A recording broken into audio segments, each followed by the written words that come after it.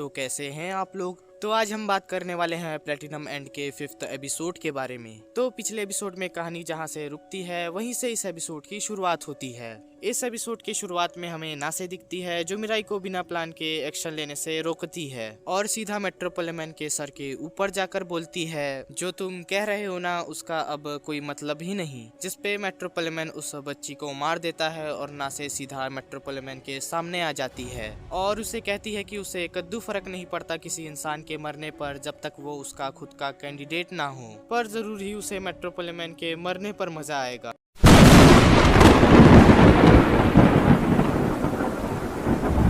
फिर मेट्रोपोलिटन भी कहने लग जाता है कि हर एक एंजल अपने कैंडिडेट को गॉड बनाना चाहता है और सबको खुश होना चाहिए क्योंकि उसने 3 कैंडिडेट और कम कर दिए। जिसपे नासे कहती है कि वो बस अपने कैंडिडेट को खुश रखना चाहती है और मेट्रोपोलिटन उस खुशी के रास्ते के बीच में पालथी मोड़कर बैठा हुआ है। फिर वो मेट्रोपोलिटन कूल देखने के लिए बोलता है कि वो इस दुनिया का भगवान बनेगा, पर मेट्रोपोलिटन को ये पता नहीं कि अगर वो राक्षस है तो नासे राक्षसों की अम्मा है। नासे भी यहाँ पर मेट्रोपोलिटन की फाड़ते हुए कहती है कि वर्स्ट केस ये होगा कि वो अपने कैंडिडेट के हाथों मेट्रोपोलिटन को निपटवा देगी। जिसके बाद नासे सभी कैंडिडेट्स को वहां से भागने के लिए कहती है और सब लोग वहां स्टेडियम से निकल जाते हैं। जिसके बाद मिराई और साकी घर आ जाते हैं और साकी कहती है कि वो मेट्रोपोलिटन को हेट करती है। जिसपे मिराई कहता है कि साकी लोगों को हेट भी कर सकती है, ऐसा भी होता है क्या, और कहता है कि वो तो कुछ भी नहीं कर पाया। जिसपे रिवेल बोलता है कि हमने तुम दोनों को रोका था, बाकी मेट्रोपोलिटन का पुलिस भी कुछ नहीं बिगाड़ सकती। फिर मिराई कहता है कि मेट्रोपोलिटन को रोकना होगा, पर ना ही वो किसी को मार सकता है और ना ही किसी को वो हेट कर सकता है। फिर हमें उसकी बैक स्टोरी दिखाई जाती है जहां पर वो अपने फैमिली के साथ होता है और वो अपने पिताजी से बात कर रहा होता है कि हैप्पीनेस का मतलब क्या है और वो उसे कैसे पा सकता है और क्या हम हमेशा खुश रह सकते हैं। जिसपे मिराई के पिताजी उससे पूछते हैं कि तुम इंसान के साथ सबसे बुरी चीज क्या कर सकते हो। जिसपे मिराई बोलता है कि किसी को जान से मार डालूं, ये सबसे बुरी चीज होगी। तब मिराई के पिताजी कहते हैं किसी को हेट ना करो, ये सबसे बुरी चीज होती है।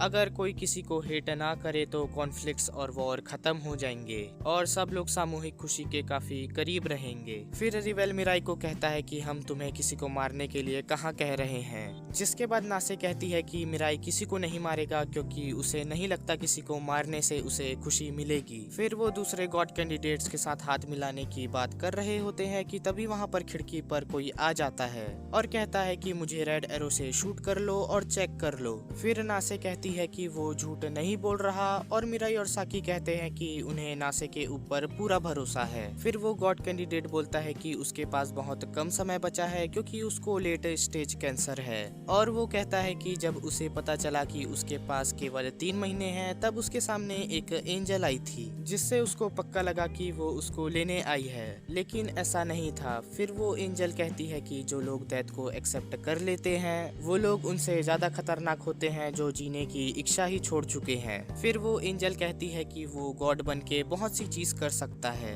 उस आदमी की एक पत्नी थी, एक बच्चा था और एक पैदा होने वाला था। ये बात उसने एक्सेप्ट कर लिया और बहुत से अमीर लोगों से उसने पैसे भी लिए अपने पत्नी और बच्चों के लिए। इन सब से वो आदमी अपसेट होता है, पर नासे यहाँ कहती है कि यही तो है सही तरीका विंग्स और एरोस को यूज करने का।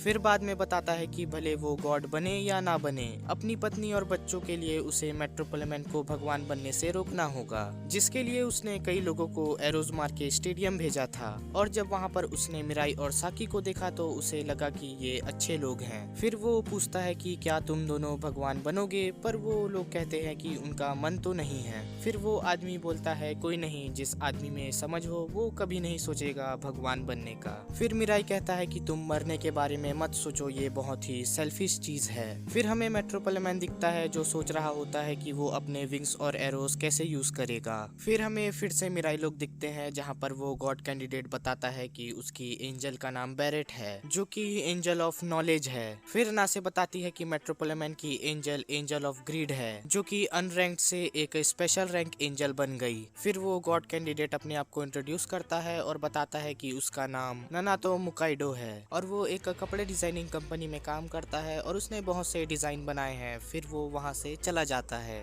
अब हमें स्कूल में मेट्रोपोलिटन पढ़ता हुआ दिखता है जिसका नाम कनाडे होता है। फिर वहाँ पर उसका एक दोस्त आके बोलता है चलो लड़कियाँ ताकने चलते हैं। अब क्योंकि कनाडे चेयरमैन का ग्रैंडसन होता है इसलिए वो कहीं भी घूम फिर सकता है। फिर कनाडे लड़कियाँ ताकते हुए अपने दोस्त को पूछता है कि अगर तुम कोई विश पूरा कर सको तो कौन सी विश पूरा करना चाहोगे, जिसपे उसका दोस्त बोलता है कि वो अमीर बनना चाहेगा। जिसके बाद उसका दोस्त बोलता है कि तुम छोटा सोच रहे हो, कुछ बड़ा सोचो। तो वो बोलता है कि वो चाहेगा कि इस दुनिया से सारे अगली गर्ल्स गायब हो जाएं। यहाँ पर कनाडे के इस दोस्त ने जरूर अपनी शक्ल शीशे में नहीं देखी होगी जो ये अगली गर्ल्स को गायब करना चाहता है।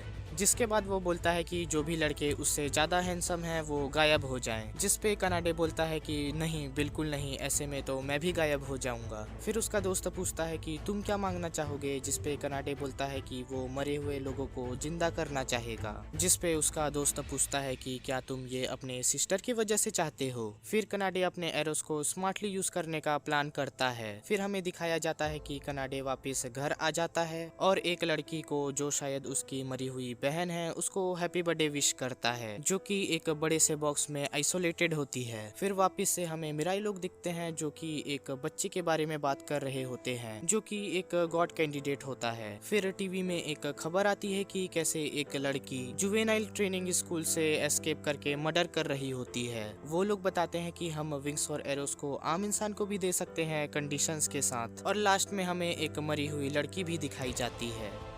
तो बस इतना ही। अगर वीडियो अच्छी लगी तो लाइक कर देना और सब्सक्राइब भी कर देना। धन्यवाद।